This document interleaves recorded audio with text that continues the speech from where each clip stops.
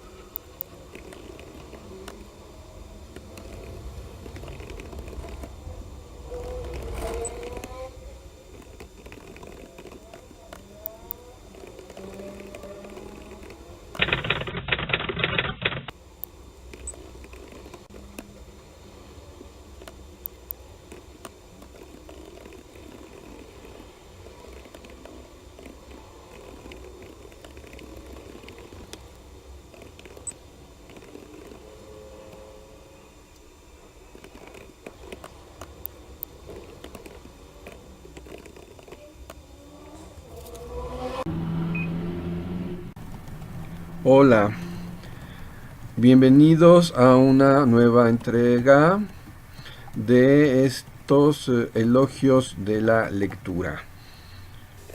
En este caso, la séptima parte del episodio 7, intitulada Tramando en Soledad.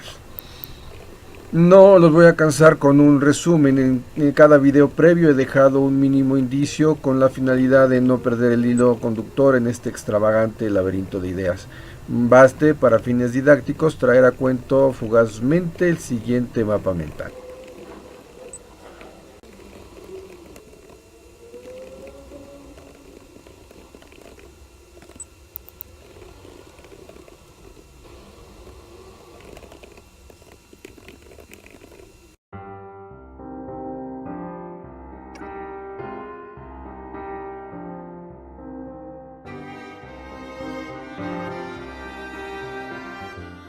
El video inmediato anterior comenzó con una pregunta. ¿Cómo es que se va tramando la vida? Esas tramas tienen puntos de confluencia. No estoy forzando las cosas. Y ustedes van a ver en las cosas que les voy a ir mostrando en este momento cómo, en efecto, todo lo que he venido diciendo atrás y lo que me falta por decir termina siendo conectado. Tienen que estar ustedes muy abusados porque realmente quienes me conocen saben que no me gusta hacer las cosas demasiado asimiladas, sino me gusta irme adentrando, ir profundizando en las cosas, entresacando, deshaciendo las madejas, los tejidos. En esta entrevista que retoma la revista Impacto, que se llama Cantinfleando, que es gerundio, dice varias cosas. Y es una entrevista que como vemos es de 1983, por lo tanto sí se corresponde con lo que mencionaba Rafael Torres de la cercanía de sus 73 años, de que habla del tema de la muerte. Si bien como quiero aclarar, no es la primera vez. En realidad la primera vez es con aquella entrevista de Ricardo Belmont. Al menos eso queremos creer, porque aquí me acabo de encontrar otra muy anterior, en donde ya toca el tema de la muerte. Ahorita lo vamos a ver. Vámonos para atrás. Ya vimos la entrevista de Belmont. Esa fue de 73. Perdón, de 1974. En esta, de 83, para la revista Impacto, dice: Cantinflas y yo somos uno solo, o sea, como una sola persona, porque el día que muera Cantinflas, morirá Mario Moreno, o el día que muera Mario Moreno, morirá Cantinflas. Más adelante dice: no porque yo haya convivido con altos personajes de México y del mundo, ni porque haya dormido en la Casa Blanca y me codeé con gente muy pipiris nice, voy a olvidar a mi pueblo, a mi patria. Y no lo hago porque después todos me recuerden, sino porque nace del corazón, o lo que es lo mismo, desde muy adentro, porque quiero hacer en la vida lo que ya no podré hacer de muerto cuando yo me muera. Pues cuando yo me muera, ese ya es otro cantar. Pues ya no voy a vivir. Porque cuando yo muera, quiero que digan, parece que se ha ido, pero no es cierto. Así es que lo que yo haya dicho atrás, en este momento me desdigo. Y así lo dejo y no lo edito, porque lo que quiero que ustedes vean es que no basta solamente con hablar de memoria, si bien puede ser muy grato contar una anécdota, la historia es la historia. La revista siempre también sacó un número especial. Esta es muy grande, esta siempre era un formato muy grande, después lo achicaron. Era un formato tipo tabloide. Recuerdan que tiempo atrás, cuando hablaba de Shakespeare, declamé recordé más bien parte del monólogo de Hamlet, que termina diciendo morir, dormir. Aquí lo que les voy a leer tiene que ver con la frase del epitafio, con el realismo mágico de Gabriel García Márquez y con el monólogo de Hamlet. Le pregunta el periodista Luis Suárez, que es quien hace esta entrevista en 1961, ¿cuál es la diferencia entre lo soñado y el despertar? Y responde Mario Moreno: la realidad ha sobrepasado mis ilusiones, pero estoy inconforme. La vida es corta y no alcanza el tiempo. Sé que, como todo mortal con ilusiones, moriré sin que me alcance el tiempo para todo. Continúa el periodista preguntando: ¿pero para qué quiere más tiempo? ¿Y cuánto tiempo, Mario Moreno Cantinflas? ¿Qué ilusiones? ¿Cuántas le quedan de sus años infantiles? Y entonces responde él: no lo tome a demagogia. Quiero servir y hacer reír a mis semejantes. Lo que hemos venido haciendo aquí, en particular con esta trama, ha sido tomar la pala y escarbar. Escarbar en lo que de rico tiene nuestro lenguaje, nuestra historia, nuestra memoria, no solamente como mexicano, sino como latinos, como hispanoamericano. El hecho de que haya yo comenzado mencionando la coincidencia de la muerte de 4 personajes muy importantes tiene que ver también con lo que en su momento, cuando murió Cantinflas, anotó el 29 de abril de 1993 la periodista Mónica Lavín en el diario El Universal. Cantinflas comparte con Cervantes y Shakespeare, además de la creación de personajes, su relación con el idioma. Cantinflas se caracteriza por ese manejo inusitado de la lengua, donde se dice sin decir, donde se satirizan las formas pretenciosas del habla, donde se saca jugo a la ambigüedad y el doble sentido del idioma español y la expresión del mexicano, porque Cantinflas, sin el uso de la palabra, es inconcebible. No todos los días se acuñan palabras que se insertan en el idioma. Así, quijotesco y Quijote trascienden al personaje y son sinónimos de una actitud y una manera de ser, y cantinflear y cantinflesco califican una manera de expresarse donde hay juego con las palabras. escribí una columna con la finalidad de que pudiera ser publicada tanto en TV y novelas, que íbamos a hacer un número especial, de hecho se hizo un número especial, aquí lo tengo, para que también parte de esa información que manejaba en la columna, las dividí en dos textos distintos, pudiera ir también dentro de esos textos. Jamás se publican. Que aclarar que esos textos los escribí en 1993, por lo tanto, entonces las anécdotas o la anécdota contando estaba mucho más fresca de lo que ahora que estoy narrando esto puede estar. Desde que me disculpo de antemano si entre lo que estoy narrando aquí en vivo ante la cámara tiene algunas discrepancias respecto. Uno habla de memoria y a final de cuentas, como dice Gabriel García, la vida hay que vivirla para contarla. Pero en estos textos que hablaba yo, anécdotas también que me relacionan de un modo marginal o directo a Cantinflas. Yo tuve contacto con Cantinflas una sola vez en la vida y a la distancia, una distancia de escasos. Cuando yo era joven, padecí una otitis aguda, es decir, una enfermedad en los oídos, porque me encantaba hablar y se me hizo una infección y tuve que estar yendo por un rato con el otorrinolaringólogo que me hiciera los tratamientos.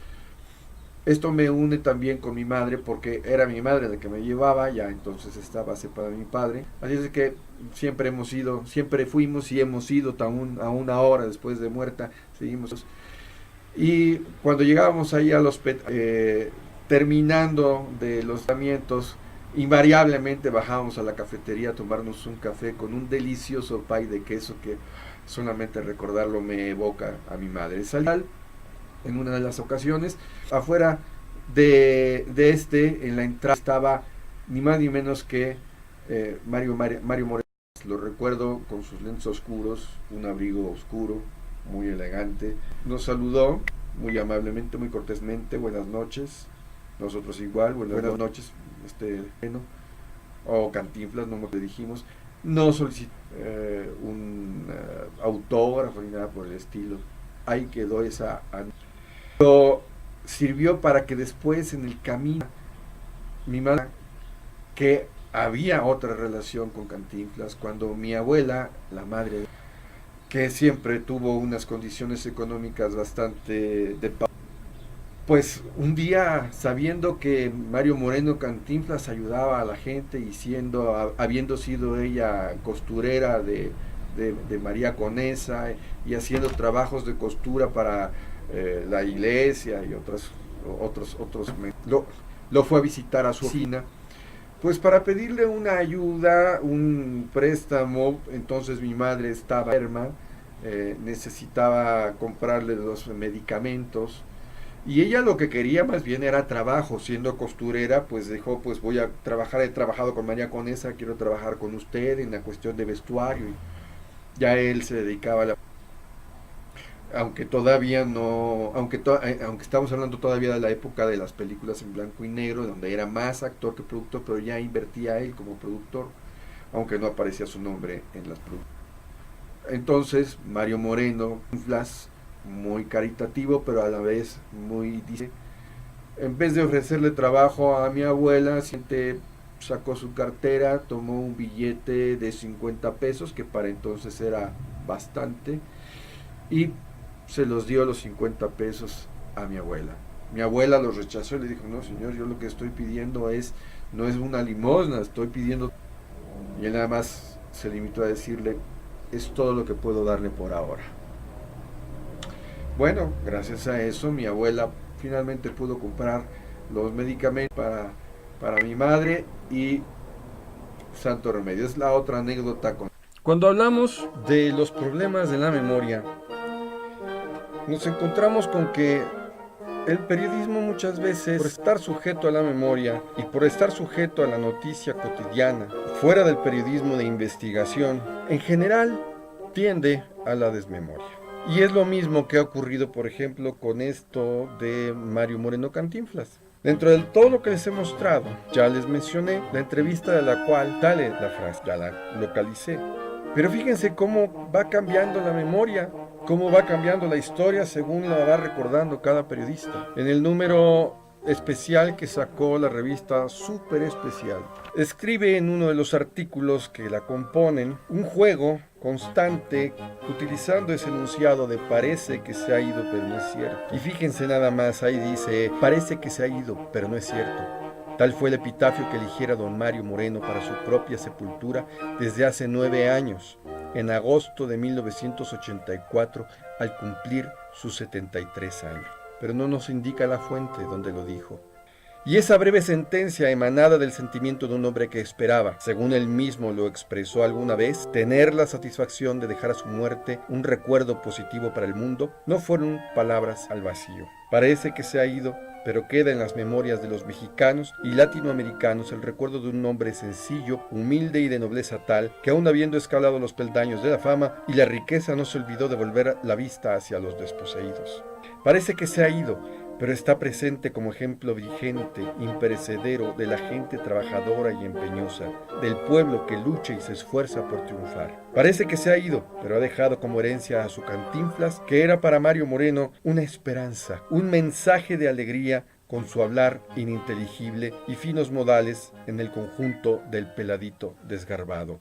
Cuando se trata de mensaje, es muy curioso que Mario Moreno Cantinflas no consideraba que lo suyo fuera un mensaje, ni que él mismo fuera un mensaje. No obstante, lo dicho por Cantinflas en este tema de considerarse un mensaje, si bien él al dicho establecía que no se consideraba un mensaje, sus actos y el conjunto de su trayectoria profesional, sobre todo en los años 70 hacia los últimos días de su vida, indicaban todo lo contrario. ¿Por qué? Porque ese afán de generar en sus congéneres la sonrisa no iba nada más de la mano de la idea de generar una sonrisa vacua, del simple entretenimiento, sino iba de la mano de generar una forma de ver la vida crítica pero optimista. Es decir, la sonrisa no tiene por qué ir desarticulada de una crítica de lo que uno es, de lo que uno hace, de una crítica de lo que ocurre en nuestra sociedad, del gobierno, de los políticos, de los sistemas sociales, de los sistemas económicos. No porque estemos haciendo una crítica nos vamos a volver amargados. Eso es lo que se trasluce en lo que hablaba. ¿Qué hubo de? ¿Cómo estás? Le presento a Blue.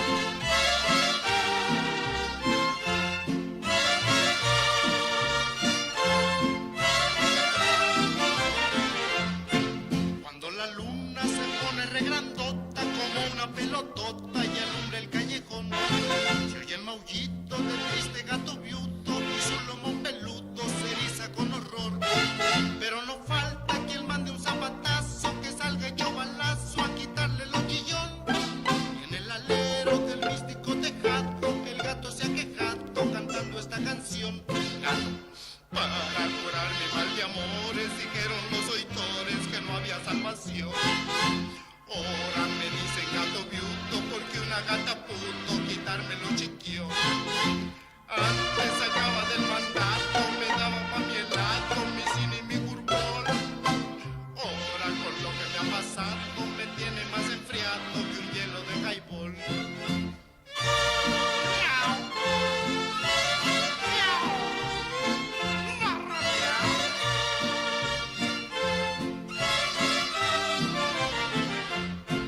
Mario Moreno Cantinflas buscaba hacer esa crítica de una forma optimista, es decir, de la mano de una sonrisa.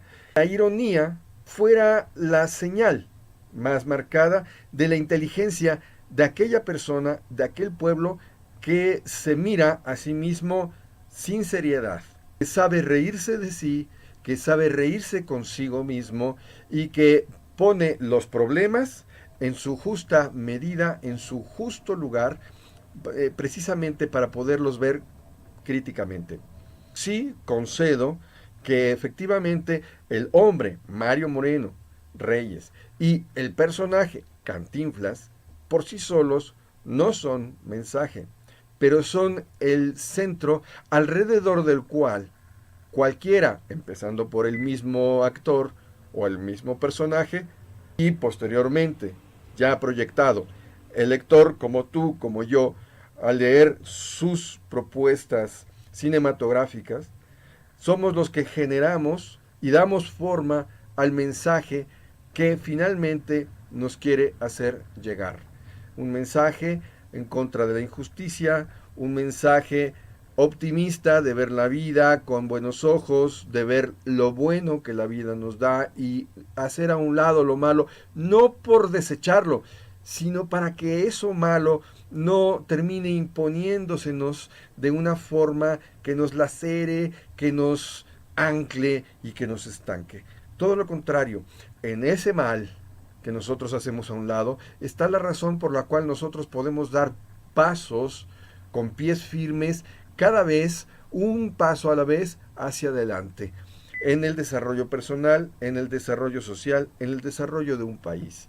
Me preocupaba mucho las mentiras que con el uso de la palabra los hombres, y en particular los políticos, pero no exclusivamente, hoy sabemos también, lo tenemos claro, que también es tarea de muchos publicistas, de muchos mercadólogos y de muchos periodistas, el contar las cosas de forma exagerada, el apuntar al sensacionalismo, el hacer promesas vanas, vacuas, solo produce rencor, produce frustración.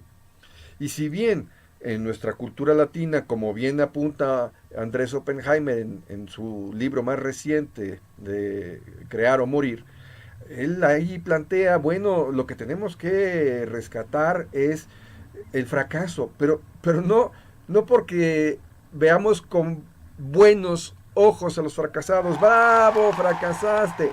No, porque detrás de cada fracaso hay un intento por ser mejor. No siempre se consigue, no siempre se logra. Ahora bien, está en cada uno de nosotros hacer lo posible para que las cosas que hacemos y lo que somos tienda a que sea cada vez mejor. Y es el constante tropiezo lo que nos lleva finalmente al éxito, al triunfo. El mundo no está hecho, hay que decirlo, el mundo no está hecho de triunfadores. Todos esos triunfadores que luego ponemos en sus pedestales y que terminan cayéndose al menor temblor, en su historia pasada tuvieron 1, 2, 100, miles de fracasos. La historia está cundida de esos personajes. Y los fracasados, como los idealistas, nos guste o no, son los que han cifrado el mundo que hoy experimentamos. Y son los que el día de mañana nos llevarán a hacer lo que soñamos. En una entrevista que le hizo el periodista Enrique Massa en 1981 a Cantinflas para la revista Proceso, junto con el director de la misma revista, Julio Scherer,